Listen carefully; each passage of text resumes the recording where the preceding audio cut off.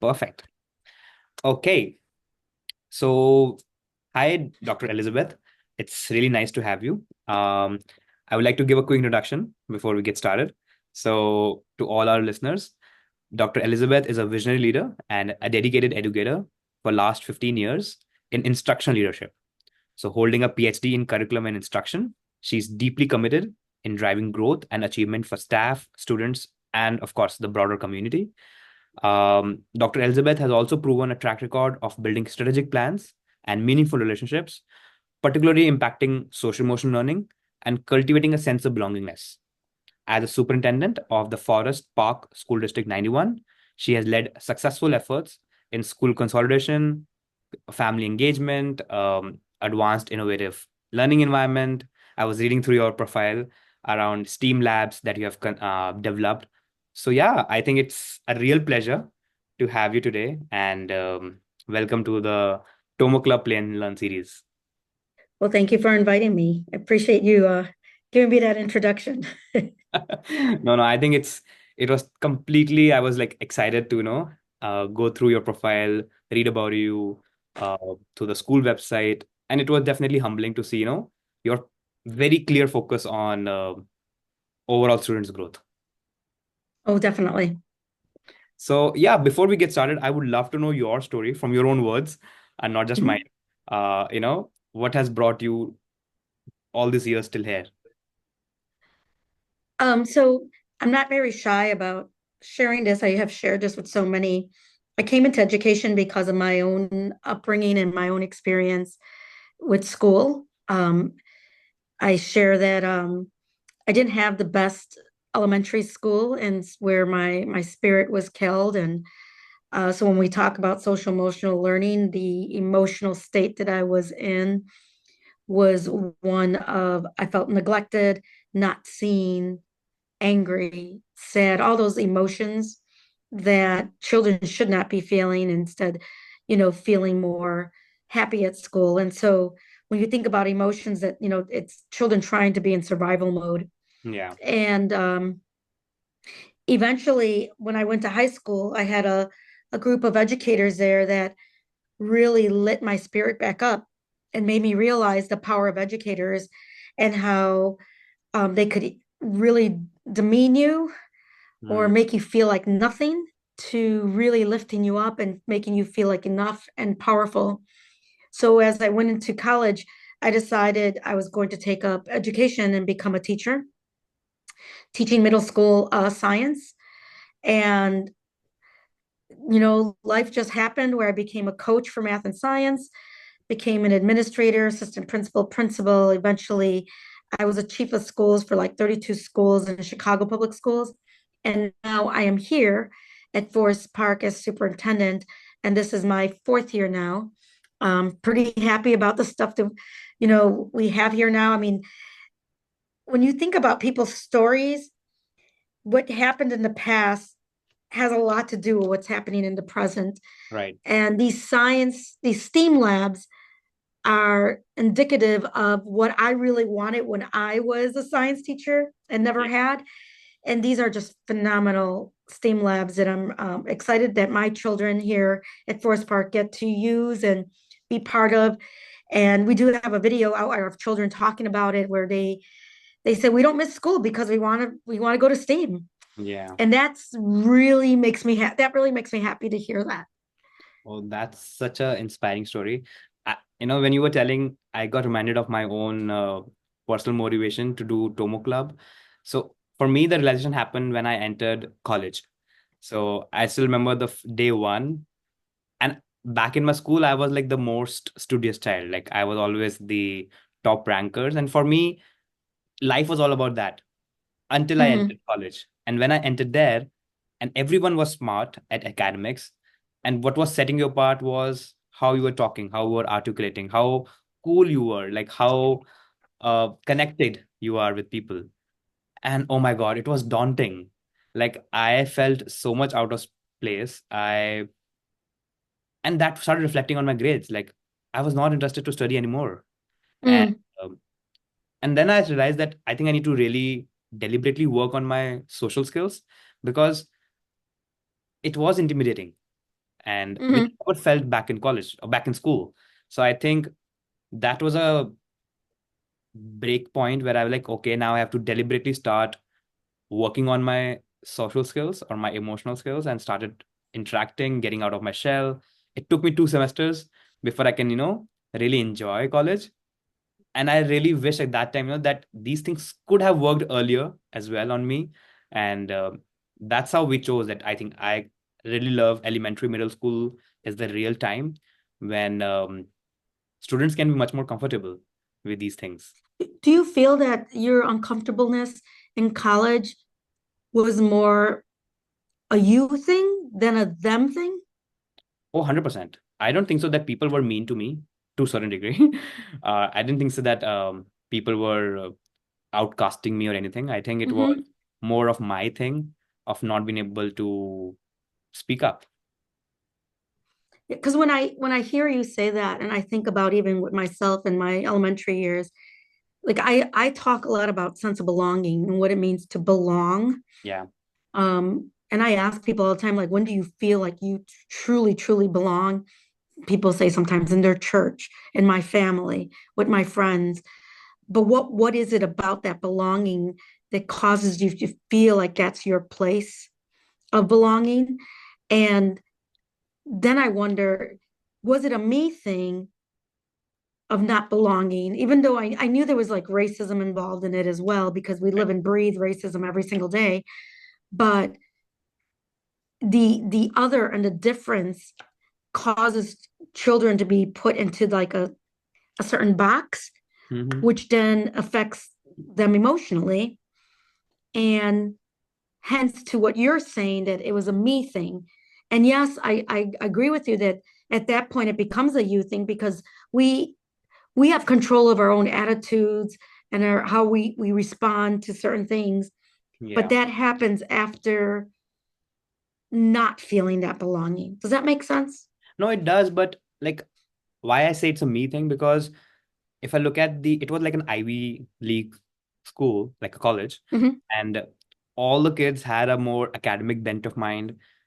They were talking more about sciences and engineering. And so personally, I was in the right place in general, right? I think it was for me not feeling the confidence Hmm. internally to speak up. Of course, then people are, and I think I didn't had the enough sense of humor, I would say, to take the jokes on me, to Huh. take things lightly, uh, to just be relaxed and just be okay, or having those insecurities. So for me, I realized that it was all coming from internal biases more than external biases, or I would say any kind of racism in general. So yeah, I for me it was completely, and of course there are certain people who would be demeaning, who would Sure. be, but you can definitely ignore that because you still can find your tribe. Sure, absolutely. I mean, I think we have a tendency to label ourselves very quickly, Hmm. and could be sometimes the cause for all the things that happen. So, Yeah. So that's a good start. And of course, the topic that we chose today is the role of social emotional learning in preparing students for the future. Of course, sorry about for that. social emotional learning is quite, I would say, renowned or self-explanatory, but I would still like to understand your definition for someone who's new to the concept. Yeah, so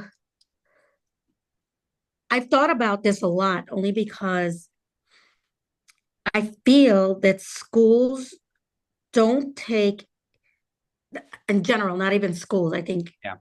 adults, we don't take emotions as seriously as we do other things. Hmm. And it's really unfortunate because it's emotions are a big part of what makes us human.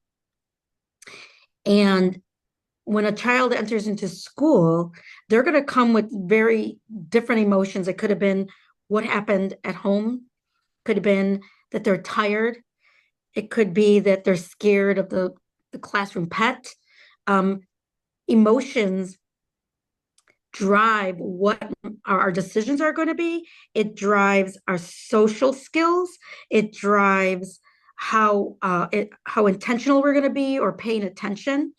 And so when I think of social emotional learning, I believe we haven't gotten it right in the sense of we need to start from a very young age and providing these skills for our children, because what is happening right now is that there's a worldwide mental health problem, um, that's costing the global economy something about like $16 trillion by the year of 2030. Yeah. And the reason for it is because we're doing band-aids.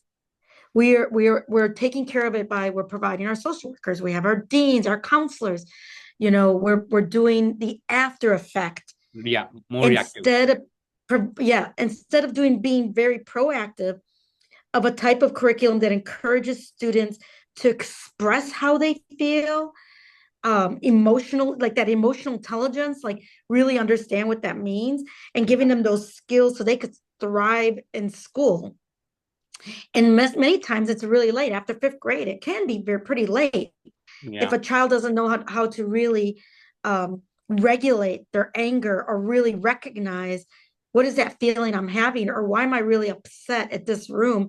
And it could be something with the environment that's causing the emotion. And then all of a sudden, because of it, your decision making is whacked. It's not Right. where it should be. And you're learning. And then your health gets affected.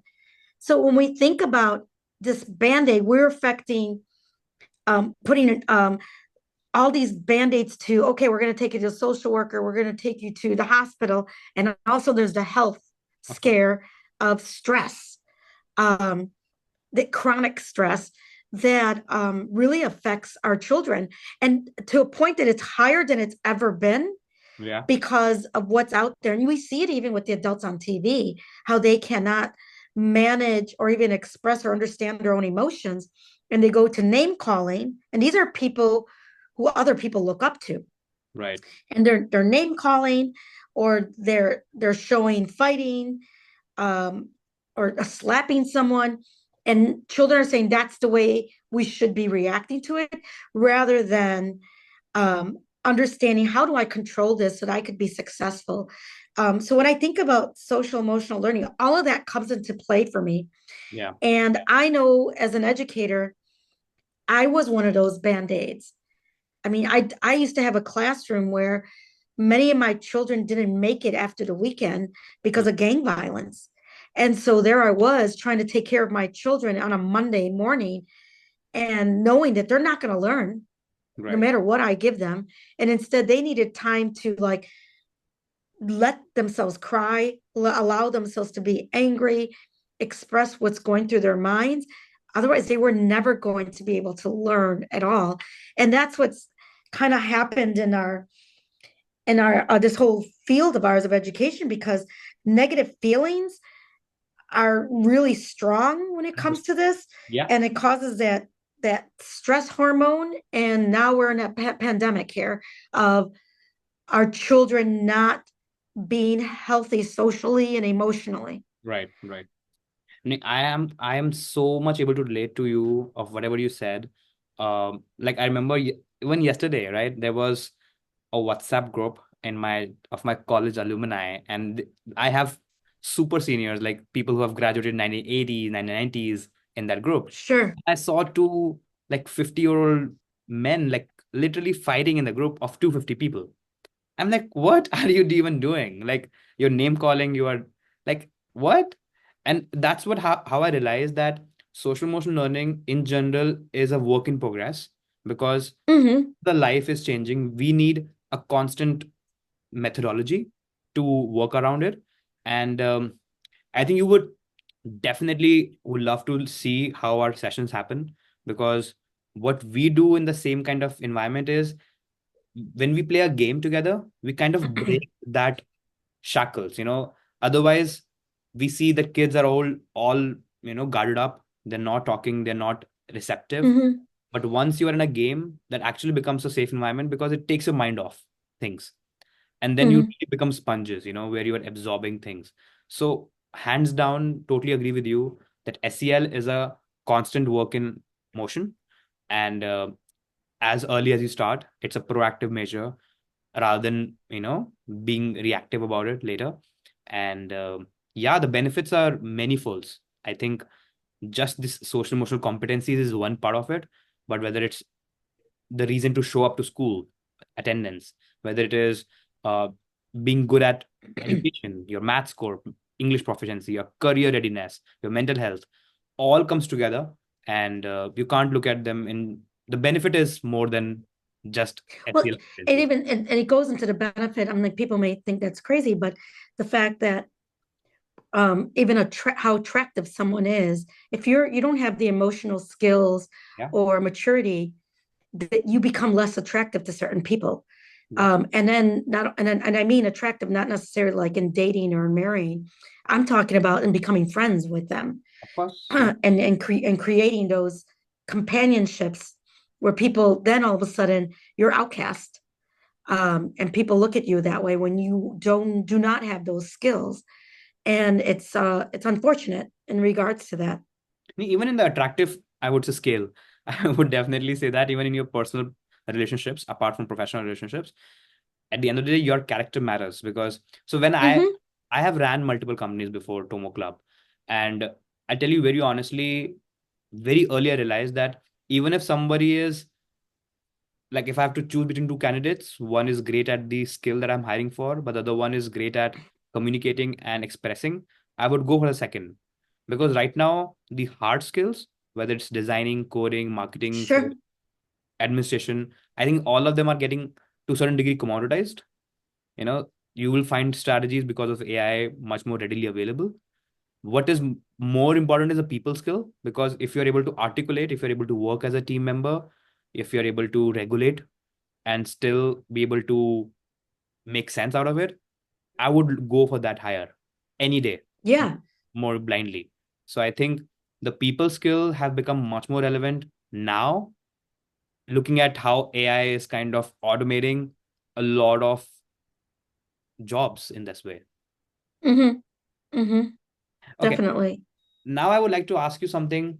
Who do you think SEL is for primarily? I think it's for everyone. I mean, we're talking about in a school, it's the Yeah. teachers, it's the parents, it's it's the children, obviously, but it's for everyone. Yeah.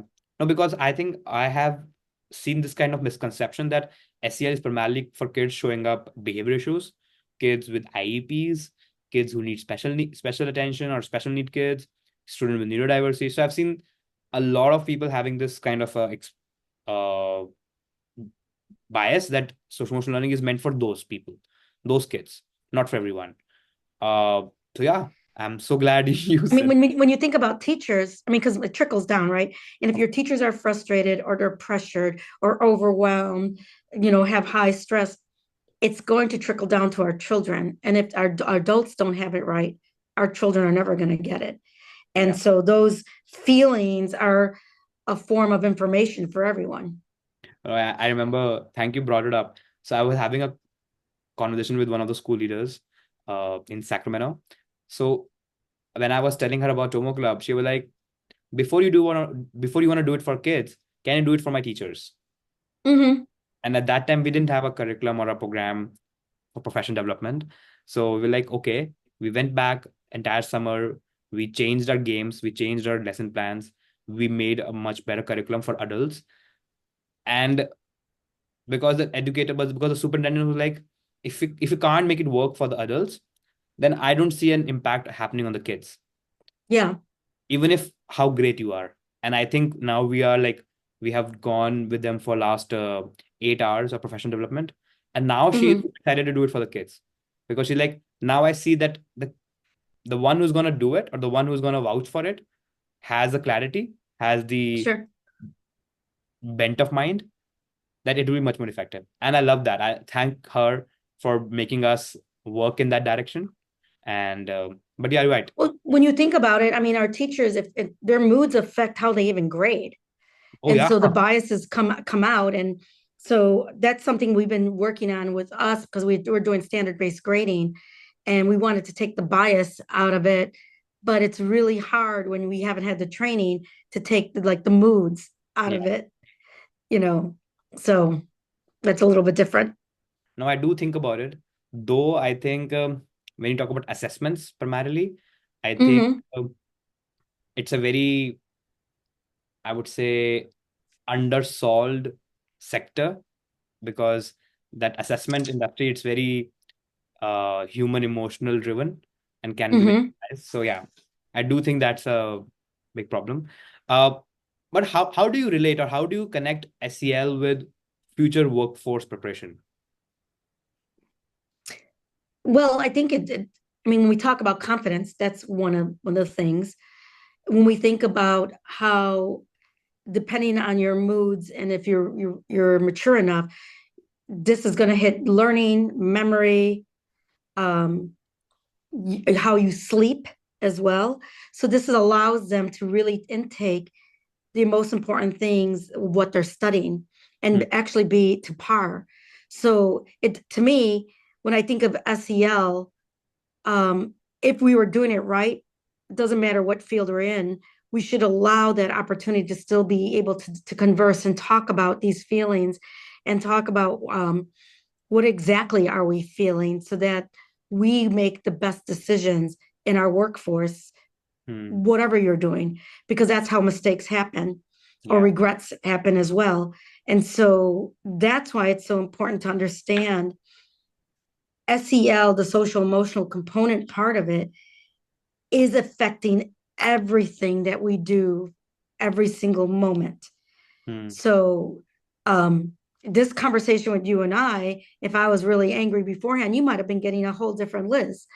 Uh, but, or you may not have too, because if I'm mature enough to be able to compartmentalize it and be like, okay, I'm dealing with this. This has nothing to do with this. And that's what our children need to understand and focus on, because otherwise, what they're doing is getting mad at everyone and the workforce too. And then when you think about it, what happens, you see on TV, there's like people killing other people in the workforce. yeah. That has nothing to do with anything. And it goes back to really recognizing, understanding that emotion and labeling it and expressing it to finally saying, how do I regulate it? And none of that is being done anywhere through, at least in my district, we haven't started it. I know that's something that I've been really wanting to do because the instructional piece is so important that that's been really embedded. But this is going to be more important when it comes to engagement and to attendance and to learning. And I know that first, I know this, but I have just not have tackled it yet. And I need to. It's been something I've been wanting to put for our next strategic plan. Yeah, absolutely. I think when you talk about future workforce connect connection with SEL, I think it's pretty evident. But I really want to be a little bit devil's advocate here and want to play from the Sure. ground. Um, when you talk about test scores, English proficiency, math proficiency, or SAT scores, those are very tangible outcomes in a parent's hand or a student's hand because of the assessment formats education system has created over the years. And based on those grade levels or based on those scores, students get admission in colleges. And then because of the college admission results, they get jobs, right?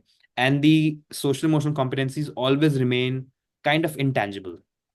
So my question to you, of course, we also have a way to assess, but I would like to know your thoughtfulness of how do you or parents or anyone can measure the effectiveness of SEL when you talk about future success, because there is no grading system for hiring or for college admission or for even you graduating from middle school to high school. Well, keep in mind, our moods also affect our decision making. And Mhm. so when we're taking assessments, depending on our emotions, our moods at that time, whether, you could be, elated. And there is research that shows you're going to do better making decisions Mhm. based on that versus being angry or sad. Your choices are going to be totally different because it's your mood is going to influence that. And that's part of the assessment piece.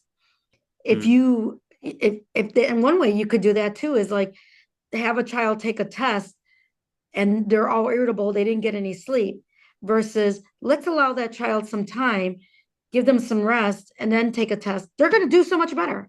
Yeah. And we're not allowing that. Again, I agree with you.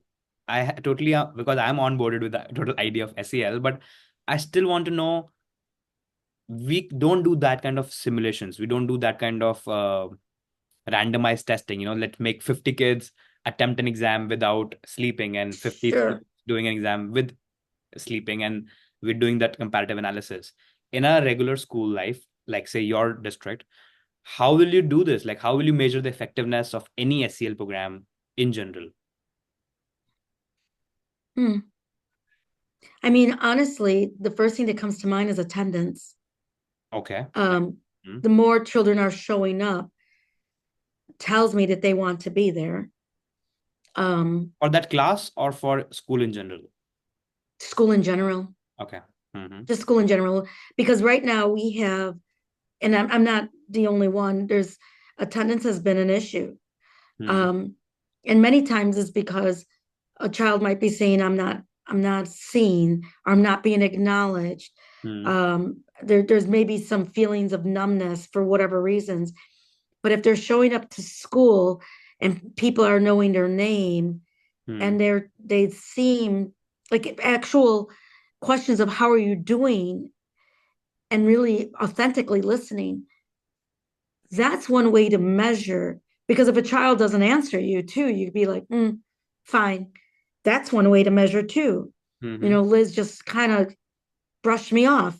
We need to start thinking more about what's happening with Liz and how is she doing with her tests Mm-hmm. as well, because she has shown like she's disengaged, or she has X amount of absences already, or she's having stomach aches and wanting to leave early. Like that's data that should be looked at. I mean, I'm thinking of my time, and when I was in elementary, I had constant stomach aches, and I always wanted to go home Mm-hmm. because I didn't want to be there. Yeah. Yeah. So if anyone really noticed that or realized it, and instead I got yelled at for, even from my own parents, like, no, you're not coming home. You're staying put. There is a real stomach ache, but it's based on stress, Mm-hmm. not on anything I ate. Mm-hmm. And it's based on who I'm around. And again, environment matters. If I have a school where the paint is chipping, if I have a school that doesn't have the right resources, if I have a school where it seems like it's neglected, that's also going to affect our scores. Of course. So um, people can't say like all that stuff doesn't matter, because there's people who are resilient that get through it. Mm-hmm. But overall, that's ways of finding out how well you're doing. And instead, the people in that building, the teachers in that building always get the fault to it, Yeah. Yeah. even though they may be the ones trying to turn it around. But then again, that also for the adults there, they could feel like I don't want to be in school. And then you look at teacher attendance Mm-hmm. and how often they're absent. So Mm-hmm. these are things that come to mind when you think about emotional and wellness days. How many like right now children can take wellness days up to 5. Mm-hmm. And if you're seeing so many children taking those days, Mm-hmm. something's up. Interesting. No, that's exactly one of the metrics we always track. Like for us, we have seen like even 14% jump in one of the school, 18% jump in attendance for the students we have been working with.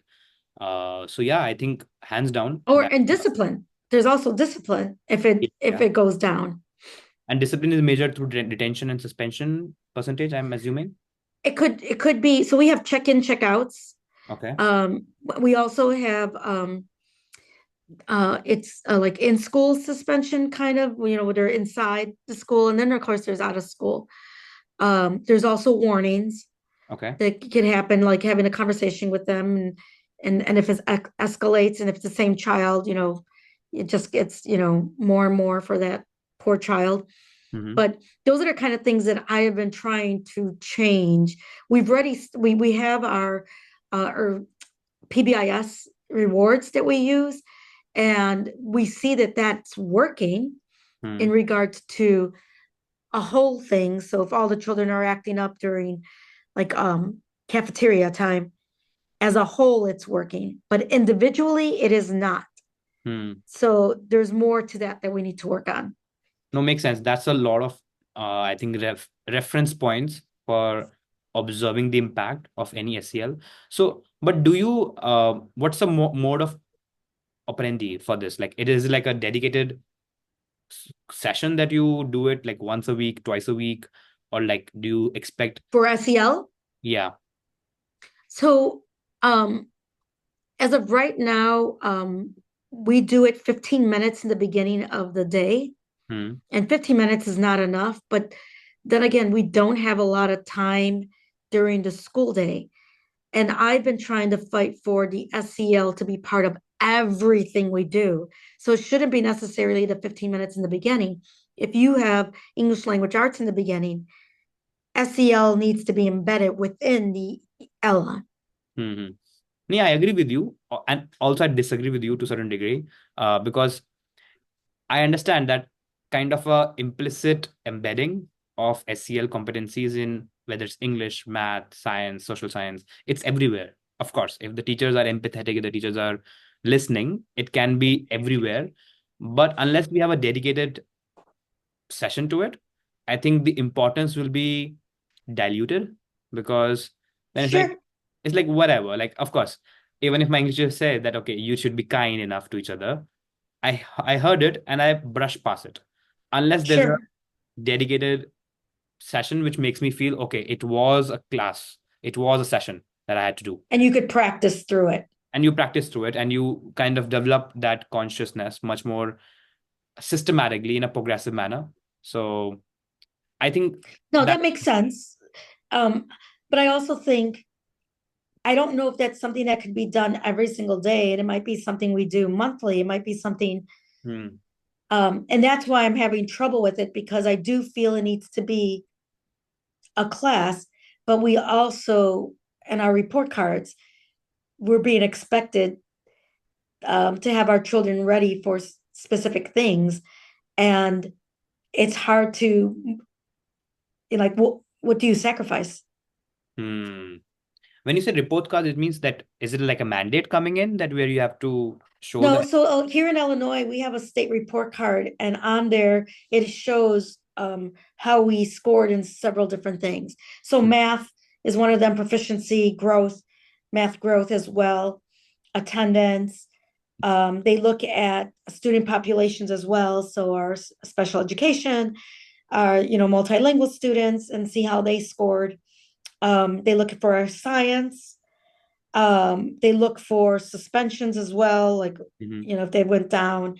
We also have something called the equity continuum, and hmm, that's a thing that we're scored on. So it looks to see a diversity in our schools. It looks to see if we're offering a lot of diverse kind of courses as well to our children, which an SEL's course would be obviously a bonus. yeah. But those are the things that kind of come up in our report card, and I have to, like, I'm about to share our state of the district this coming next week. I'll share it with my board. Hmm. It's just something we all have to do, and to think, okay, where do we put SEL? And right now we're just putting it in the first 15 minutes. Hmm. But yeah, I think first of all, I went to University of Illinois, Urbana-Champaign, so I love my time. Okay. And but yeah, coming back to the same point, that was also commonality we saw across that every school at least have figured out the 15 minutes morning check-in time, or they're also doing advisory period, in some schools. But anyways, that was the insight we always had, and that's why the games that we made, it can be a 5-minute game, it can be a 10-minute game, depending on how much time you guys have. But I think I'm glad that it's getting validation of what we needed.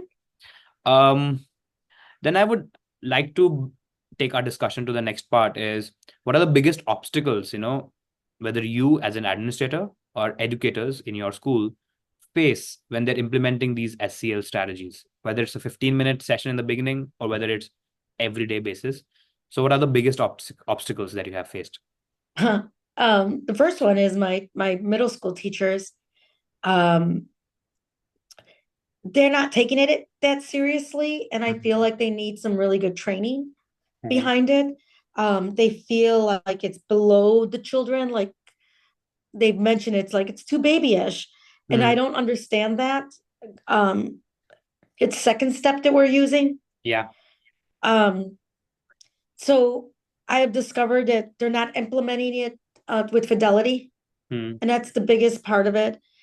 Um, and then you have in the intermediate and primary grades where they are doing it, but some may be doing it longer, others may doing it shorter, but they are doing it.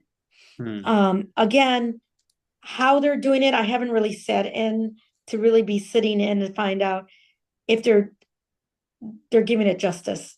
Mm. And so those are my biggest obstacles.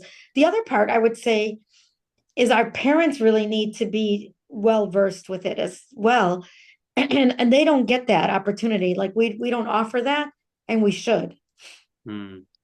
Yeah, I think you're bang on, right? It's not just your problem. I can speak for, of course, you have also experience with working with Chicago Public School, but I've seen it now in three states, whether it's Texas, California, and New York. It's the same thing.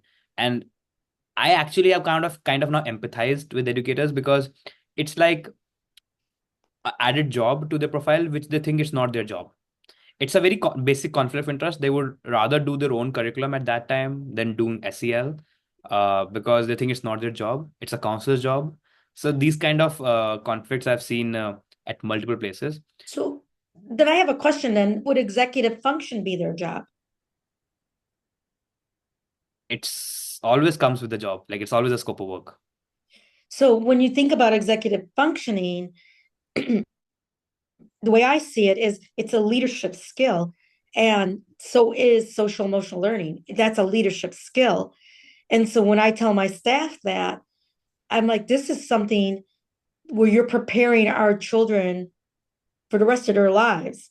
Hmm. And so that's why, to me, if we're getting that leadership skill right, the way we would with executive functioning, Hmm. we're preparing them to thrive Hmm. and or be successful. And so that would be my response Yeah. to people feeling like it's not their job. Because I have responded in that way with to my teachers who Yeah. are just like, why are we doing this? And Hmm. so that's the response I give them. Agreed. The second dimension that I would like to tell you, working with so many schools, is even if some teachers do their homework, prepare themselves for the session and deliver the lesson plans, they think that their efforts is going in vain and it's not really benefiting the students because uh, most of the students are not engaged when they are explaining about that concepts or they're not interacting. So that also becomes very less rewarding, that even if they do their homework, even if they prepare themselves and students are not participating. So I think that was also the common feedback we got from teachers, that it's not, Mhm. it's not exciting, it's not rewarding. Is it because it was virtual? It was in person and it was mostly like a lecture based or a video based format. Like they made them Oh, watch I see. video. Yeah. I see. Well, I think that we have to understand that there's so many different types of learners, and some of them are silent learners. Hmm. Um, they do walk out with something. Just because they're not speaking doesn't mean necessarily they didn't grasp something from it. Yeah, absolutely. I think no doubt about it. But I would love to do one session. I think active participation is something which we always believe because we don't want to make a product only for the kids who are motivated. We want to make it for everyone because Sure. self-motivated kids will find YouTube videos like I did when I was in college. I didn't go through any program, but I still learned social emotional learning through tons and tons of TED Talk videos and other self-help books and other stuff.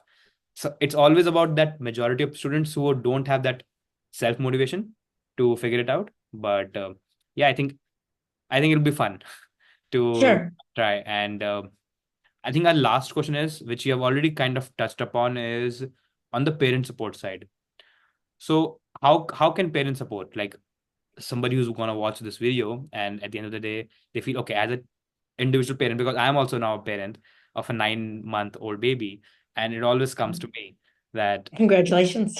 thank you so much. And actually, he yesterday only was the first time he said Papa, so Aw. that's special for me. And so yeah, what is your advice on that? That how can parents support SEL development at home? Well, first of all, I think parents need to understand the crisis we're in. They need to understand the research behind it about how American youths now rank in the bottom quarter among developed nations regarding well-being, and that doesn't, eliminate their own child. And as much as we say that we know our children, sometimes there are secrets that they're keeping that um, we may not know about. And so it's really important for them to understand the curriculum, and then providing them some skills as well, so that what we're doing at school is similar to what they're doing at home. But also talking it out with them. That's why I think some workshops with parents, to Hmm. hear from them, to see like there's going to be things that they don't approve of. And so we talk about, well, what are ways that we could address it that is acceptable to you, whereas some other parents would be like, yeah, I'm fine with it. Because I have parents that tell me, oh no, I don't let my child get on the cell phone. There's so too much bullying on there and stuff. And then you tell them, well, your child does have accounts, Hmm. and they're like, oh yeah, I noticed that they made one, but they don't have a phone. Well, they're doing it from somewhere. Is she using your phone? And so, those are the kind of things that we need to discuss with our parents, so that they know how to deal with it, and be okay with just saying no sometimes, and letting them know we're really trying to understand you, and also asking them, how are Hmm. you feeling? Like, can you really tell me what that feeling is and what's causing that feeling? Because our children never get allowed to really express their feelings. And instead, sometimes we're just like, stop being angry.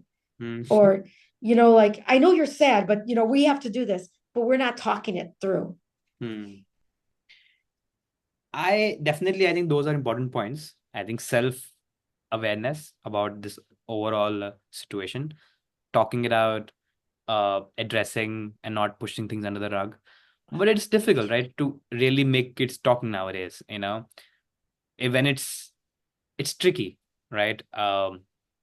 If you directly ask this, or even if you give them time that, hey, I want to talk to you, I want to listen to you, it's I think not you have to gonna do it work. a different way. It would have to Okay. be in a different way, because our primary kids, they talk. Hmm. You may think they don't, but you don't even have to say much. They're immediately talking to you. It's really from fifth grade and up. Oh yeah. And those children, those middle schoolers, the whole world revolves around them. Hmm. And so all you have to do is talk about something that is in their world, and Hmm. they'll start talking to you, especially if you know their name. If you know their name, they're going to talk to you. But I tell you, I think you brought a good point that till primary, like till their elementary school, they are definitely don't have inhibitions. But when they enter the middle school, and if any kid tried to contribute in a classroom, the other students started giving them a stink eye, and they started Yeah. calling them know it all, or a teacher's favorite, or trying to be more studious or nerdy. They try to give them labels, which kind of demotivates them to contribute, Yeah. and that starts to reflect at the parent level conversation also. How do you keep that same childlike curiosity, childlike innocence, childlike oversharing attitude continued? uh it's difficult, I would have to say that. Well, I think you have to start it from the beginning in your classes too. So Mm, you're like, in this class, you will talk.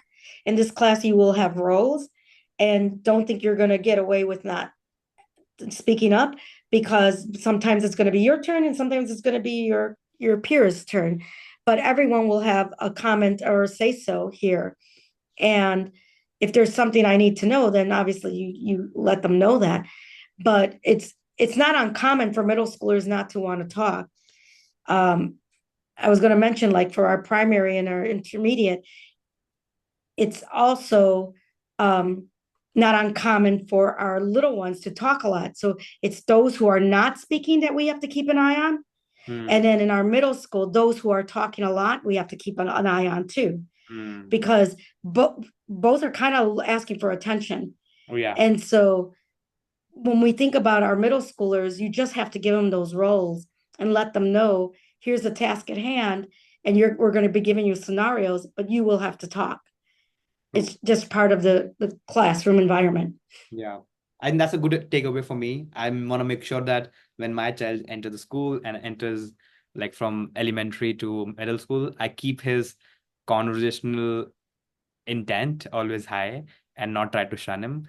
But yeah, any closing remarks? I think this is a very exciting conversation. We have touched a lot of topics, but any closing remarks that you want to say? The only closing remark I would want to say is in regards to, if we're talking about our middle schoolers, those who, I mean, their curiosity tends to be shunned when they get in trouble. Hmm. And so when they're being told, stop talking too much. And instead of redirecting them in a certain way, and that's when you start seeing, um, the tensions or, rising. Hmm. And and instead of teachers really understanding where they're coming from, and then all of a sudden they shut down and they don't want to talk at all Right. because they don't want to be in trouble. And it happens with our adults too. Like our parents are not showing up to our middle schoolers things because they're like, well, they're older kids. They're still children. Hmm. They are still children, and they still are childlike. Yeah. And so our parents need to understand that you need to show up and be present, because their presence is everything. And for our teachers, they need to understand not everything needs to be said that they're trouble or you're making trouble. And some of it is honestly they're curious and you're just ruining that curiosity. So that's all. No, makes sense. Makes sense. I think this has been very, very effective. And I think when it will go out and anybody end up listening to this, I think they will be able to relate at multiple places. So yeah, thank you so much, Elizabeth, for sharing No that problem. knowledge. No, no problem. Thank you so much for speaking with me. Really quick question. Are you from San Francisco? Yes, I am currently in San Francisco. Oh, that's why you have the background. Oh yeah, that's true. Okay. I was just kind of curious about that. I was like, oh, I wonder if he's in San Francisco. It was just the background. Yeah. So yeah, thank you so much. I'm just gonna All stop. right.